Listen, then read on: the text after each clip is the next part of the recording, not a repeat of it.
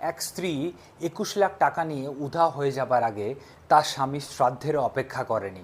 গত 13ই June Indian এয়ারফোর্সের একটি career aircraft land করার সময় আসামের একটি এয়ারপোর্টে খারাপ ওয়েদারের জন্য ক্র্যাশ ল্যান্ডিং করে। তাতে 5 জন ইন্ডিয়ান এয়ারফোর্সের অফিসার মারা যান। তার মধ্যে একজন ছিলেন শুভম কুমার, যার বিহারের জোরভাঙ্গা ডিস্ট্রিক্টে বাড়ি। শুভম কুমারের এবছর বিয়ে হবার কথা ছিল। তার ঠাকুমা মারা যাওয়ায় এবছর বিয়েটা পিছিয়ে পরের বছর করা হয়।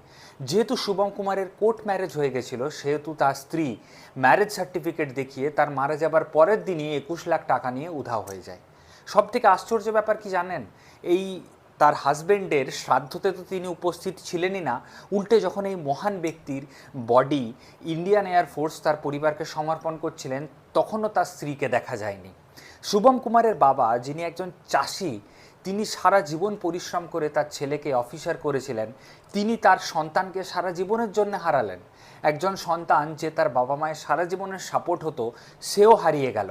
কিন্তু একজন ভদ্রমহিলা, যিনি এখন অবধি মা হননি, যার কোনো অব্লিগেশন নেই, যে একজন ইন্ডিপেন্ডেন্ট, যে চাইলে কাল বিয়ে করতে পারে, কাল নিজের পায়ে দাঁড়িয়ে টাকা আর্ন করতে পারে, তার কি 21 লাখ টাকাটা বেশি দরকার ছিল, নাকি শুভম কুমারের বাবা মায়ের টাকাটা বেশি দরকার ছিল?